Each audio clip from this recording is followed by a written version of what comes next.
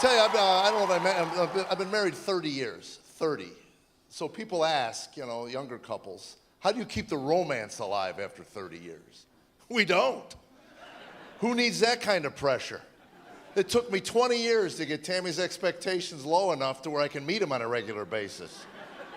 Why would I go ruin everything by being nice and loving and who needs it? I don't, ugh. Some guy wrote a book called 5 Love Languages. Dr. Gary Chapman wrote a book called 5 Love Languages. According to Dr. Gary Chapman, there are 5 languages of love between a man and wife. Tammy and I read that book twice in 1 week because we didn't see our love language in there. Apparently, bitterness and sarcasm isn't part of Dr. Gary Chapman's love life. But you gotta talk, ladies. Gotta talk. Get your men to talk. You gotta get them talking. Bad things happen when you don't. I read in the paper a few years ago, a woman stabbed her husband while he was sleeping, kills him. You think they had some unresolved conflicts? Some counseling maybe that could have helped? She goes to court, her defense was, are you ready for this? I had no other choice. What? This implies that she had a list of things she was crossing off over time. Can't do that, can't do that, can't do that. Well, stab him while he's sleeping. Well, that's it, I'm out of choices. Ladies, if you're at that point in your relationship where stabbing your man is on the list, you need to talk to that man. And I don't care what he says. I'm busy. Oh, no, I think you're going to want to hear this one. I'm down to my last 2 choices. I'm either going to pour gasoline on you and strike a match, but why should I burn the whole house to the ground? After I'm acquitted, I'm going to need a place to sleep. Or I'm going to put a knife in your head. I guarantee you he'll put those golf clubs right down. Pull up a chair, get a cup of joe. What else is going on in that pretty little head of yours? Now that I'm sitting here thinking about it, I've been fairly neglectful the last few years. What do you say you and I do something fun this weekend? We go antiquing. And then tomorrow I'll have a spinal tap and some root canal. That'll complete the weekend for me. But you got to pay attention. Men, pay attention to your wives. My wife now started to watch this show, Dateline. Have you seen that show? A 15-year television franchise on spouses killing each other. Are you kidding me? You watch 4 or 5 Datelines with your wife, you'll look her in the eye and go, we doing all right, you and me? What's with the note-taking? People communicate differently. It took me 2 years of marriage to figure out my wife will never tell me to do anything around our house. If she wants me to do something, she'll ask me a question. It's from the question that I got to figure out what it is she wants me to do.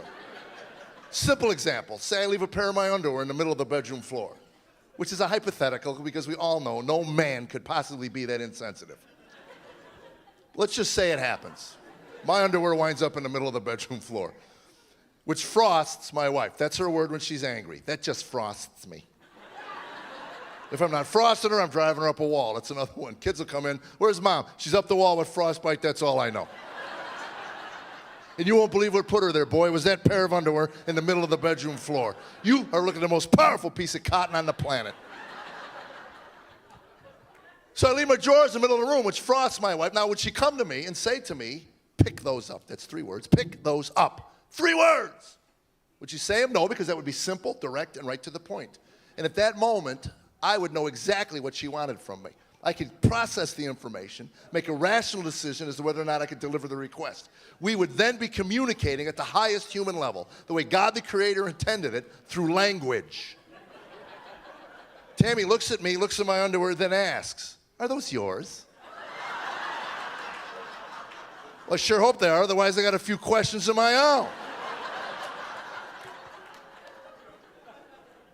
See, I looked at my parents. They were married 57 years. They had their own love language.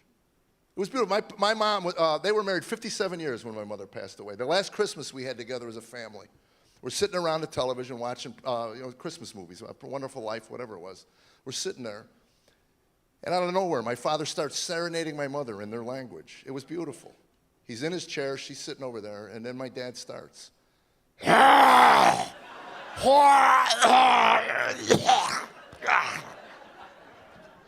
My mother got up and left the room, came back 10 minutes later with 2 hot dogs and a soda pop for him. How cool is that?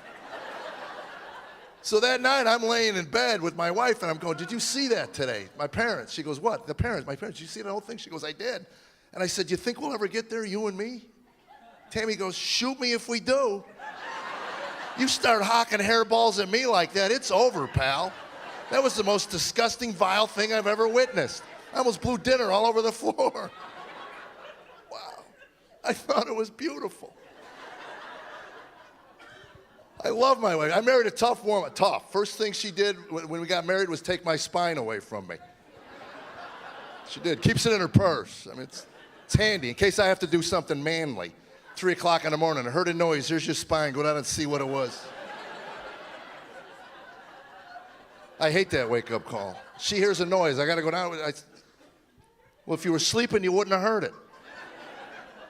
Get down there. I don't want to go down there. Get down there. For what? What if it's a burglar? That's my point. I'm going to stand there in my underwear and tell him a few jokes? Come on. He's trying to be as quiet as he can.